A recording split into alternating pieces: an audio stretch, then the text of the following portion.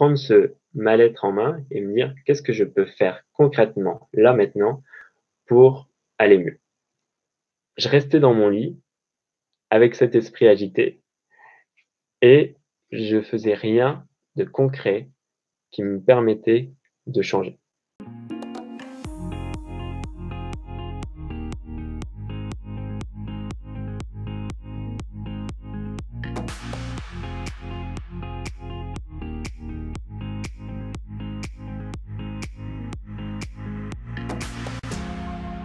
L'une des premières graines que j'avais envie de vous partager ce soir, c'est une graine que j'ai appris dans un stage avec, Bernard Alonso en permaculture humaine et il y avait une participante et elle lève la main et en fait, elle lui demande d'écrire plus grand parce qu'elle ne voit pas en fait, ce qui est écrit au tableau et la réponse qu'il lui a simplement donnée, il a dit: «Tu sais, chacun est responsable de son bonheur». Alors là, la réponse, elle lui demande d'écrire plus grand et il lui répond: «Chacun est responsable de son bonheur». En essayant de comprendre tout ça et en fait, ce qu'il voulait dire, c'était que, bah, peut-être qu'elle allait écrire plus grand, qu'elle allait, écrire plus grand pendant un moment, il allait faire cet effort d'écrire plus grand. Puis, il aurait, écrit plus petit finalement.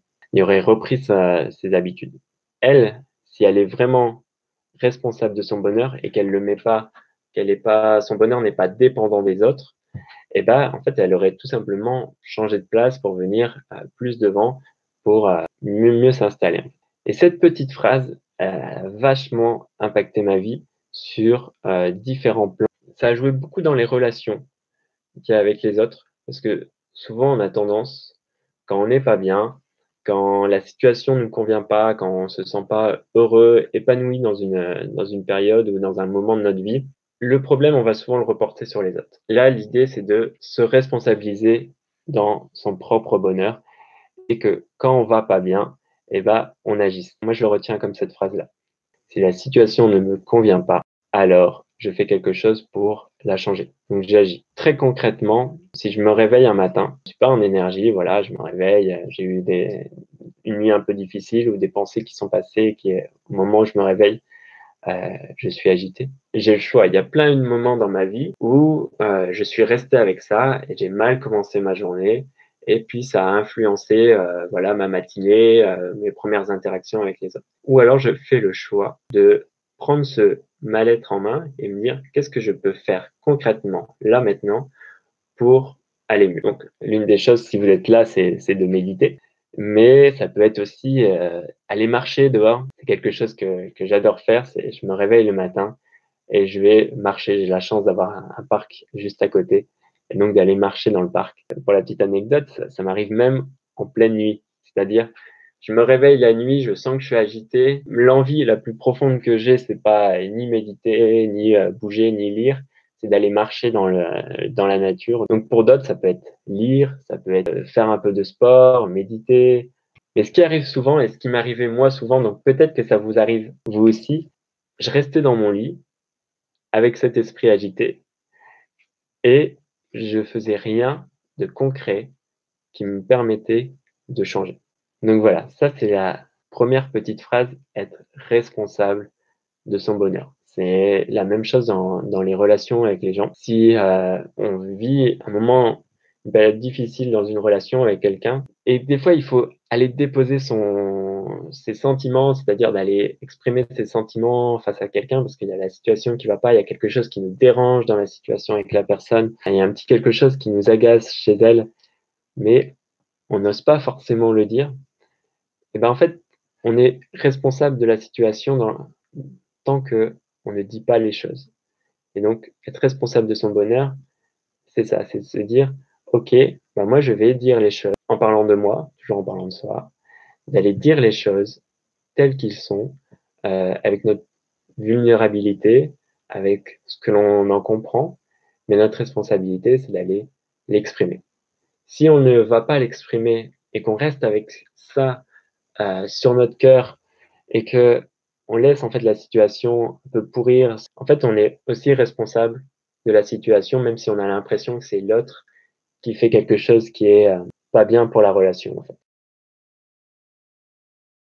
Alors, la deuxième graine que j'avais envie de vous partager et ça, c'est vrai souvent chez les personnes qui méditent. Alors c'est une généralité que je dis, mais on a envie, je veux dire on parce que je me comprends aussi dedans, c'est qu'on a envie et on a une représentation du bonheur qui est sans souffrance. C'est-à-dire qu'il y a un désir euh, d'atteindre un état où finalement il n'y aurait plus de souffrance ou plus de douleur ou de difficulté.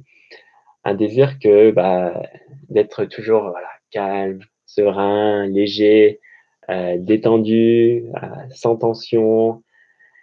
Et, et c'est quelque chose qui peut nous rendre vraiment malheureux dans un premier temps. Mais c'est surtout un truc qui est vraiment faux. Parce que le bonheur est extrêmement lié à la souffrance. C'est-à-dire, ils sont en lien l'un avec l'autre. Il est rare, vraiment rare de vivre un grand moment de bonheur sans vivre de moments de souffrance avant ou après. Par exemple, là, ce que je suis en train de vivre, là en ce moment actuellement, le live en direct, c'est en même temps un moment de bonheur et un moment de souffrance aussi, parce qu'il y a le stress, il y a l'adrénaline, il y a eu beaucoup de temps de préparation, c'est-à-dire voilà, de préparer pour que tout soit prêt, préparation des mails, des choses comme ça. Tout ça, c'est du travail qui est fourni. Il y a un désir, souvent, c'est d'arriver à un résultat sans avoir ces petits moments en fait de difficulté, de souffrance dans la vie. Un autre exemple qui est très concret aussi, par exemple, l'une des choses les plus difficiles que j'ai vécues, c'était les séparations amoureuses. On vit un moment de bonheur avec une personne où la relation elle se passe bien, où il y a des choses qui se passent bien. Et puis il y a un moment où il y a la séparation amoureuse. Et si c'est pas notre choix, donc c'est pas nous qui l'avons choisi, c'est l'autre personne qui a choisi d'arrêter, eh ben on vit un moment de souffrance qui peut être vraiment très très dur. Mais je sais que dans ces moments-là, il y a eu vraiment des moments de prise de conscience sur mon fonctionnement, des prises de conscience sur voilà les choses qui faisaient que ça n'allait pas, euh, mon propre fonctionnement, mes propres difficultés. C'est des choses auxquelles j'aurais peut-être pas eu accès, que j'aurais pas compris ou que j'aurais pas pu ressentir si je n'avais pas vécu ça. Alors je vous dis pas d'aller dans une séparation amoureuse si vous êtes en couple, de dire allez on se quitte, je veux vivre quelque chose d'incroyable dans notre séparation. Non, on peut aussi apprendre en étant en couple et grandir, mais il y a des choses aussi qu'on apprend dans les moments vraiment vraiment difficiles. En fait, la chose que j'ai envie que vous reteniez euh, de cette petite graine, c'est dans les moments difficiles, dans les moments voilà, qui sont pas agréables, les moments où on stresse, les moments où on a peur, les moments, c'est pas le moment où on se dit waouh, ouais, notre vie elle est géniale, on est heureux, c'est incroyable. Voilà. Dans ces moments qui sont plus difficiles, il y a des chances qu'il y a des choses à apprendre de ce moment, à en retirer, à nous faire avancer, à comprendre que ce qu'on était en train de vivre, c'était pas tout à fait juste, ou j'étais pas tout à fait juste dans cette relation. Et donc, dans cet exemple que je vous ai cité juste avant de la séparation amoureuse m'a fait énormément gagner en authenticité dans mon. C'est-à-dire que avant, je n'osais pas forcément dire les choses que j'avais sur le cœur à l'autre personne. Et donc, j'ai accumulé pendant un long moment ces questionnements, ces doutes, ces peurs à l'intérieur de moi et je n'osais pas venir les déposer au sein de la relation. Donc, comme j'étais pas responsable de mon bonheur, j'ai laissé dépérir la relation et qui me menait de la souffrance dans la séparation, mais cette souffrance m'a permis d'apprendre des choses. Et quand on a un rêve ou un projet, ça peut être un voyage, un tour du monde, ça peut être écrire un livre. Moi, ce qui a vraiment du sens pour moi, c'est de réfléchir à cette question du bonheur, la décortiquer, essayer de comprendre les rouages et de les partager aux gens. Ça, ça a du sens, mais tellement énorme pour moi que ça me donne une énergie de ouf. Alors on l'imagine, on voit ce que ça peut être. Ça nous donne une énergie de ouf. Rien qu'à l'imaginer, on se sent envahi d'émotions positives, d'une énergie vraiment forte. Mais pour y arriver, eh ben, il va falloir passer par plein d'étapes parce que réaliser ce rêve, c'est de franchir plein d'étapes auxquelles on n'a pas encore fait, qu'on n'a pas encore réalisé. Et ces étapes, ils vont forcément demander de l'effort. Et donc, c'est vraiment illusoire d'imaginer que le bonheur, c'est quelque chose de serein, de quelque chose où on est toujours léger, on est que dans des situations agréables que l'on aurait choisies. Non, le bonheur, en fait, c'est de pouvoir être dans des moments difficiles de sa vie et d'essayer d'aller tirer les points positifs, d'aller ressortir les choses que l'on va apprendre, pourquoi on fait ça et là où ça va nous emmener. Et souvent, après une épreuve vraiment difficile, on peut atteindre un état justement de bonheur en fait plus profond parce que c'est après avoir dépassé des difficultés qu'on vit quelque chose, on est encore plus heureux.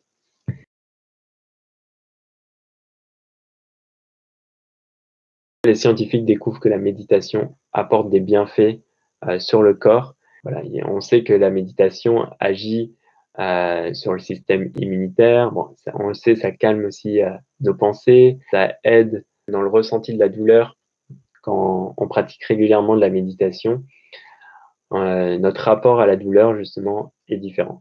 Donc, dans la méditation de pleine conscience, d'être à l'écoute de ses ressentis, de ce que l'on ressent de son corps, et en fait, quand on médite, on agit sur le flux nerveux qu'il y a entre les sensations au niveau du corps et l'activité au niveau de notre cerveau. Le rapport avec la douleur dans la méditation, c'est que ça a été montré scientifiquement que les personnes qui font de la méditation sont plus résistants à la douleur, aux sensations difficiles corporellement à vivre dans leur corps. Alors, avec un petit détail, la douleur qui est ressentie pendant un laps de temps très court va être ressentie bien plus forte, simplement parce qu'on va être plus conscient de ce que l'on ressent dans notre corps. Mais cette douleur, elle va diminuer beaucoup plus rapidement. C'est-à-dire, au lieu d'avoir une douleur que l'on va garder, cette douleur, elle va diminuer plus rapidement. Alors, pourquoi? Tout simplement parce que la perception et beaucoup de nos sensations et de notre perception corporelle est influencée par notre mental. C'est-à-dire notre mental qui va ressortir l'information en permanence. Cette différence entre les émotions et les sentiments. Une émotion, c'est quelque chose de très court qui se vit dans le corps, qui est une réaction, alors qu'un sentiment, c'est une perception qui se fait en fait au niveau du cerveau par rapport au message que le corps envoie. Et le sentiment, il est entretenu dans le temps parce que les pensées viennent entretenir ce sentiment. Donc ça, c'est vraiment les découvertes neurologiques, neurobiologiques qui ont été faites par le docteur Damasio. Et cette distinction-là entre ce sentiment et les émotions fait que au niveau de la douleur, eh ben, la douleur qui est ressentie quand on vit quelque chose, elle peut être intense à un moment, mais le fait qu'elle reste, en fait, c'est notre mental euh, qui entretient le phénomène, en fait, tout simplement. Donc, méditer régulièrement, ça nous apprend à canaliser notre attention. Et quand on pointe notre attention sur quelque chose, bah, ça fait évoluer ce qu'on est en train de pointer avec notre attention. Donc, pour moi, l'attention, c'est comme une lampe torche où on est en train, avec notre attention, d'éclairer des parties. Alors, on peut éclairer dehors et on peut éclairer à l'intérieur. Et il y a des moments où j'étais malade. Et quand j'ai un rhume, j'ai pas envie de rester enrhumé, quoi. J'imagine que c'est la même chose pour vous.